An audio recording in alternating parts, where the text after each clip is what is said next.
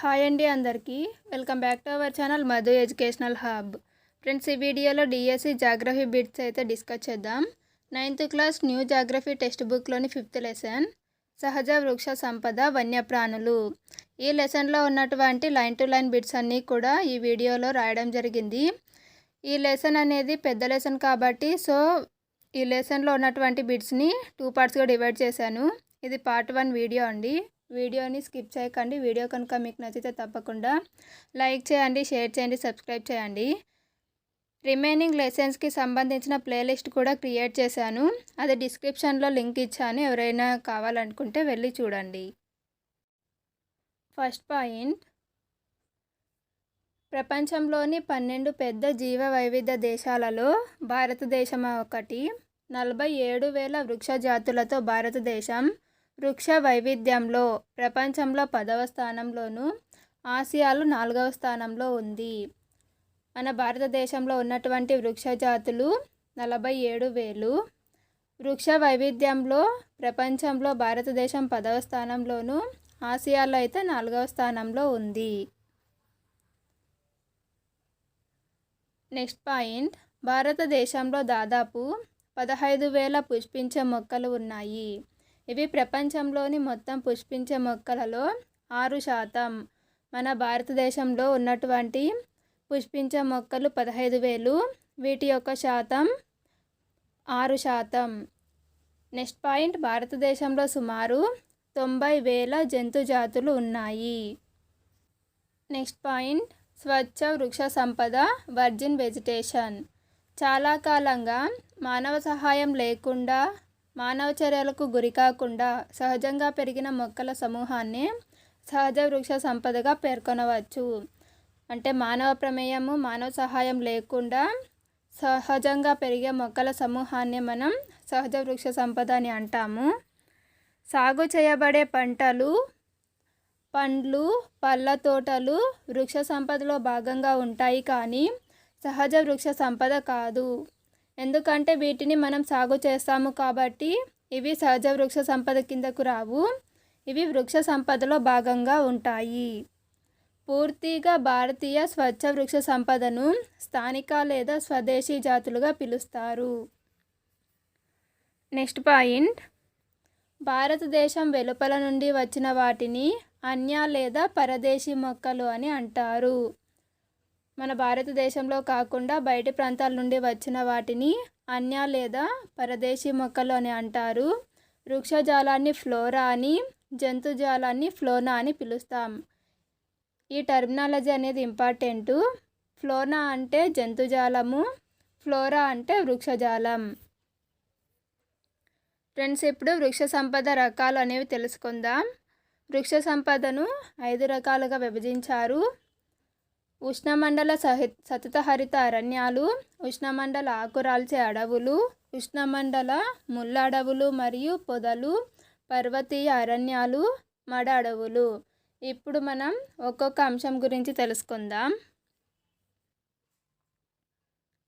ఉష్ణమండల సతత హరిత అరణ్యాలు ఇవి ఎక్కడ ఉన్నాయి అంటే పశ్చిమ కనుమలలోని భారీ వర్ష ప్రాంతాలు, లక్షద్వీప్, అండమాన్ నికోబార్ దీవులు, అస్సాం ఎగువ ప్రాంతాలు, తమిళనాడు తీరాన. ఈ ప్రాంతాలలో ఈ ఉష్ణమండల సతత హరిత అరణ్యాలు అనేవి ఉన్నాయి. ఇక్కడ వర్షపాతం అనేది 200 సెంటీమీటర్ల కంటే ఎక్కువ. ఇక్కడ వర్షపాతం అనేది 200 సెంటీమీటర్ల కంటే ఎక్కువగా ఉంటుంది. అటువంటి ప్రాంతాలలో మాత్రమే ఈ అడవులు అనేవి పెరుగుతాయి. అంతేకాకుండా ఇక్కడ ఉన్నటువంటి శీతోష్ణ స్థితి అనార్ద్ర శీతోష్ణ స్థితి. ఇక్కడ పెరిగేటువంటి వృక్షాలు 60 మీటర్ల కంటే ఎక్కువ ఎత్తును కలిగి ఉంటాయి. ఇక్కడ ఏడాది పొడవునా వర్షం పడుతూ ఉంటుంది కాబట్టి ఇక్కడ ప్రదేశం అంతా కూడా పచ్చగా కనిపిస్తుంది. ఇక్కడ పెరిగేటువంటి చెట్లు, ఇది వెరీ ఇంపార్టెంటు. ఉష్ణమండల సతత హరిత అరణ్యాలలో పెరిగేటువంటి చెట్లు ఏవి అంటే ఎబోని, దేవదారు లేదా మహాగని, నూకమాను అంటే రోజ్వుడ్, రబ్బరు, సింకోనా. ఈ రకమైన చెట్లు అన్నీ కూడా ఈ ఉష్ణమండల సతత హరిత అరణ్యాలలో పెరుగుతాయి. ఇక్కడ కనిపించేటువంటి జంతువులు ఏనుగు, కోతి, లెమూర్, జింక ఇటువంటి జంతువులు అనేవి ఇక్కడ కనిపిస్తాయి. ఒంటి కొమ్ము మృగాలు అనేవి అస్సాం మరియు పశ్చిమ బెంగాల్లో కనిపిస్తాయి. ఈ ఒంటి కొమ్ము మృగాలు అనేవి కనిపించేటువంటి ప్రాంతాలు అస్సాం మరియు పశ్చిమ బెంగాల్. అంతేకాకుండా ఇక్కడ పక్షులు, గబ్బిలాలు, అలసకోతులు, తేళ్ళు, నత్తలు కూడా కనిపిస్తాయి. సో ఇది ఉష్ణమండల సతత హరిత అరణ్యాలకు సంబంధించిన ఇన్ఫర్మేషన్. ఇప్పుడు మనం ఉష్ణమండల ఆకురాల్చు అడవుల గురించి తెలుసుకుందాం. భారతదేశంలో ఎక్కువ విస్తీర్ణంలో ఉన్న అడవులు ఏవి అంటే ఈ ఉష్ణమండల ఆకురాల్చు అడవులు. ఇది వెరీ ఇంపార్టెంట్ అండి. మన భారతదేశంలో ఎక్కువ విస్తీర్ణంలో ఉన్న అడవులు ఏవి అంటే ఉష్ణమండల ఆకురాల్చు అడవులు. వీటికే మరొక పేరు ఋతుపవన అడవులు. ఇక్కడ వర్షపాతం అనేది 200 సెంటీమీటర్ల నుంచి 70 సెంటీమీటర్ల మధ్య ఉంటుంది. ఉష్ణమండల ఆకురాల్చు అడవులు అనేవి 2 రకాలు: ఆర్ద్ర ఆకురాల్చు అడవులు, అనార్ద్ర ఆకురాల్చు అడవులు. ఆర్ద్ర ఆకురాల్చు అడవులు అంటే ఇక్కడ వర్షపాతం అనేది 200 సెంటీమీటర్ల నుంచి 100 సెంటీమీటర్ల మధ్య ఉంటుంది.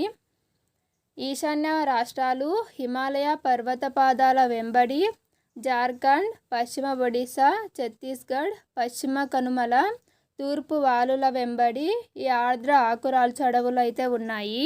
ఇక్కడ పెరిగేటువంటి చెట్లు అయితే టేకు, వెదురు, ఏగిస లేదా సాల్, శీశం, చందనం, ఖైర్, కుసుమ, అర్జున, మల్బరీ.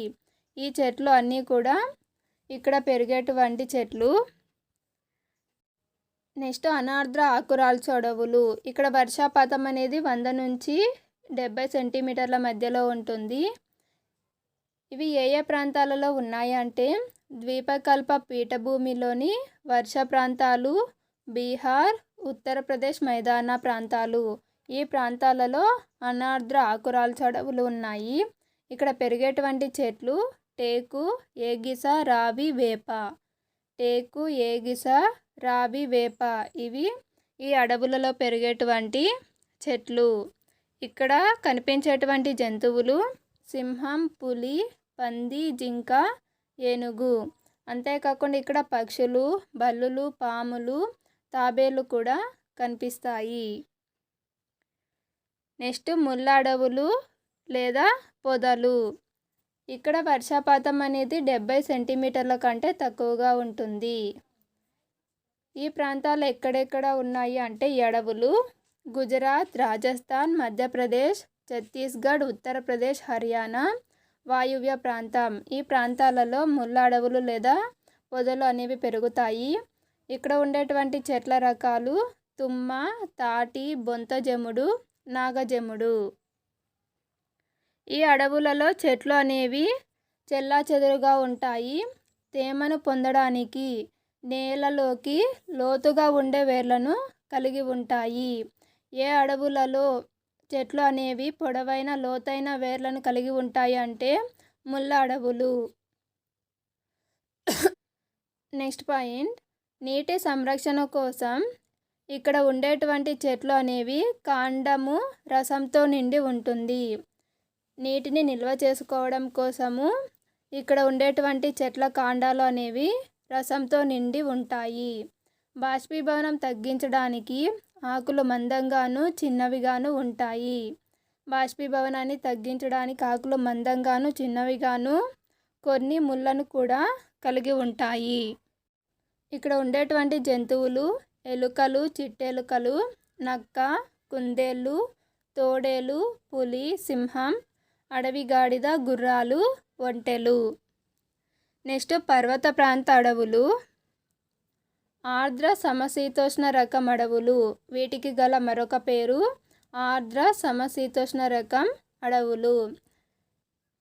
ఇక్కడ ఉండేటువంటి చెట్లు అనేవి 1000 నుంచి 2000 మీటర్ల ఎత్తులో ఉంటాయి.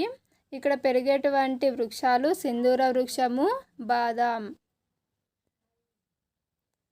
నెక్స్ట్ పాయింట్, 1500 నుంచి 3000 మీటర్ల ఎత్తులో సమశీతోష్ణ మండల అరణ్యాలు అనేవి ఉంటాయి. ఇక్కడ శృంగాకారపు చెట్లు అనేవి పెరుగుతాయి. 1500 నుంచి 3000 మీటర్ల ఎత్తులో సమశీతోష్ణ మండల అరణ్యాలు అనేవి ఉన్నాయి. ఇక్కడ శృంగాకార చెట్లు పెరుగుతాయి.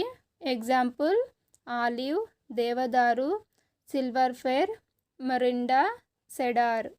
ఎత్తైన ప్రదేశాలలో సమశీతోష్ణ గడ్డి భూములు అనేవి ఉంటాయి. 3600 మీటర్ల కంటే ఎక్కువ ఎత్తులో సమశీతోష్ణ అడవులు, గడ్డి భూములు ఆల్పైన్ వృక్ష సంపదకు దారితీస్తాయి. ఆల్పైన్ వృక్ష సంపదను గుజ్జర్లు, బక్వార్లు వంటి సంచార జాతులు మేత కోసం ఉపయోగిస్తారు. ఇది ఇంపార్టెంట్ అండి. ఆల్పైన్ వృక్ష సంపదను ఏ సంచార జాతులు మేత కోసం ఉపయోగిస్తారు అంటే గుజ్జర్లు మరియు బక్వార్లు. నెక్స్ట్ పాయింట్, ఇక్కడ ఉండేటువంటి జంతువులు కాశ్మీర్ కనితి, మచ్చల జింక, అడవి గొర్రెలు, ఊర కుందేలు, టిబెటన్ జింక, జడల బర్రె, మంచు చిరత, ఉడతలు, కొమ్ములు తిరిగిన బొచ్చుకొండ గొర్రె, ఎలుగుబంటి, ఎరుపు పాండ, మేకలు. నెక్స్ట్ ఇప్పుడు మనం మడడవులను గురించి తెలుసుకుందాం. ఇవి ఎక్కడ కనిపిస్తాయి అంటే ఆటుపోట్లతో ప్రభావితమైన తీర ప్రాంతాలలో కనిపిస్తాయి.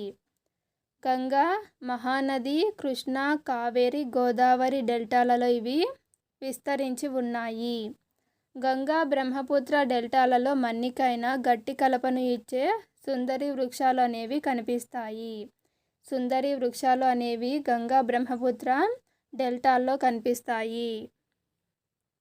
ఇక్కడ తాటి, కొబ్బరి, కెమోరా, అగర్ మొదలైనటువంటి వృక్షాలు అనేవి పెరుగుతాయి. Next point, royal Bengal tiger ఇక్కడ ప్రసిద్ధ జంతువు. ఒక రకంగా చెప్పాలి అంటే ఈ మడడవులు అనేవి రాయల్ బెంగాల్ టైగర్కు నివాస స్థలాలు. తాబేళ్ళు, మొసళ్ళు, గరియల్స్, పాములు అనేవి ఇక్కడ ఉంటాయి. సో ఫ్రెండ్స్, ఇది అడవుల రకాల గురించి. నెక్స్ట్ వీడియోలో వన్యప్రాణి సంరక్షణ చట్టము మిగతా అంశాలను గురించి డిస్కస్ చేద్దాం. వీడియో కనుక మీకు నచ్చితే తప్పకుండా లైక్ చేయండి, షేర్ చేయండి, సబ్స్క్రైబ్ చేయండి.